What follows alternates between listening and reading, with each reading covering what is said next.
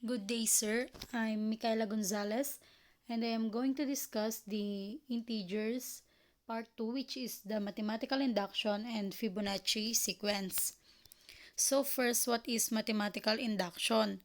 It is a technique of proving a statement, theorem, or formula which is thought to be true for each and every natural number n by generalizing this in form of a principle which we would use to prove any mathematical statement is principle of mathematical induction. So mathematical induction is a logical process used to prove the validity of a statement for every natural number n. So this involves establishing the statement for a base case, typically in n is equal to 1, and proving that if it holds for saying n is equal to k, it is also holds for n is equal to k plus 1.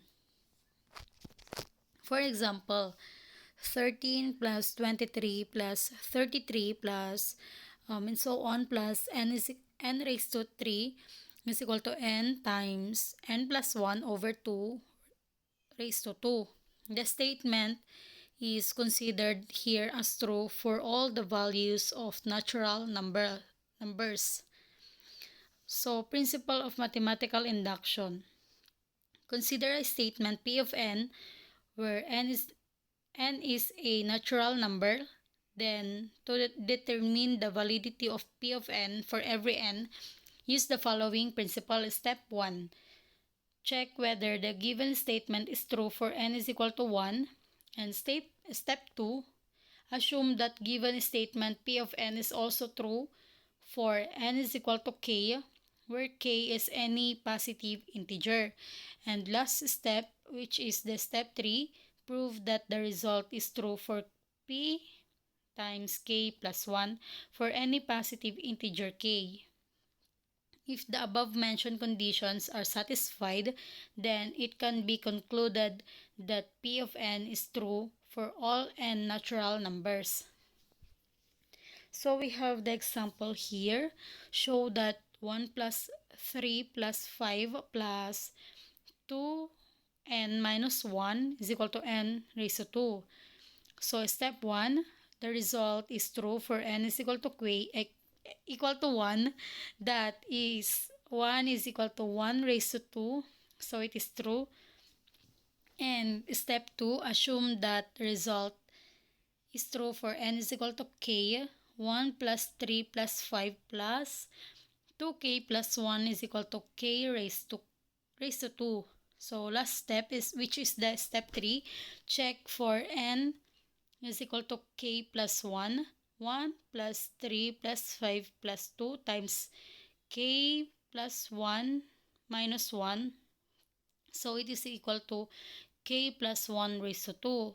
We can write the above equation as 1 plus 3 plus 5 plus 2k minus 1 plus 2 times k plus 1 minus 1 is equal to k plus 1 raised to 2. So using the step 2 result, we get k sub 2 plus 2 times k plus 1 minus 1 is equal to k plus 1 raised to 2. K sub 2 plus 2k plus 2 minus 1 is equal to k plus 2 raised to 2 times 2 raised to 2.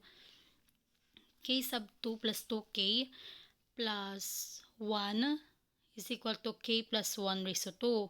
So k plus 1 times 2 is equal to k plus 1 raised to 2. LHS and RHS are same.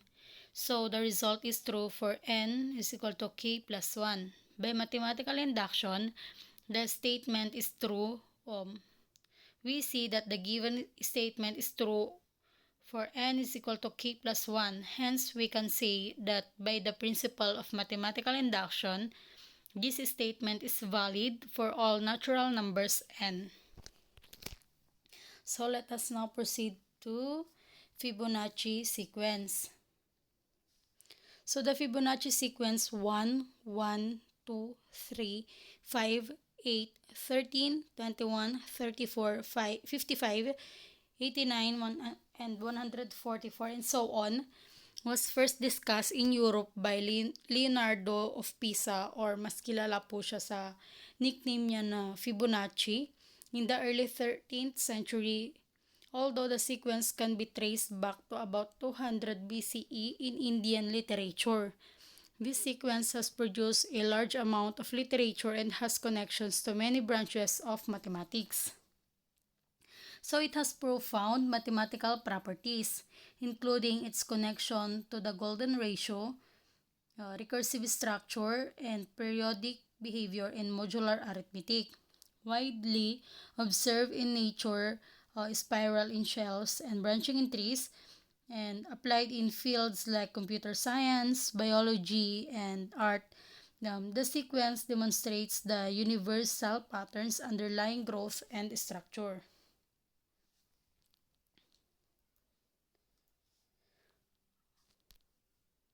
So, ito po yung example ng Fibonacci sequence and kung paano siya nakuha po. So, yung 0, pinag-plus lang po siya sa 1 and it is equal to 1. And um, yung magiging result po is ipagpa-plus lang po siya from the last number po.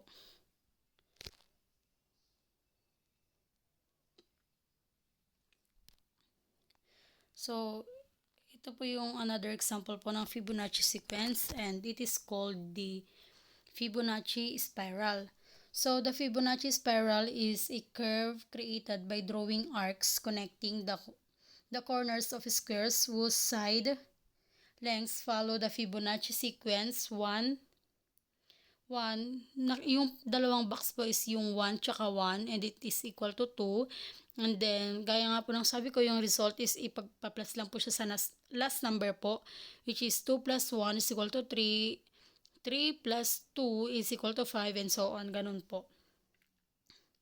So, it arranged in a spiral pattern and it resembles a logarithmic spiral and appears in nature, art, and design, showcasing aesthetically pleasing and efficient growth patterns. So, yun lang po. Thank you so much po.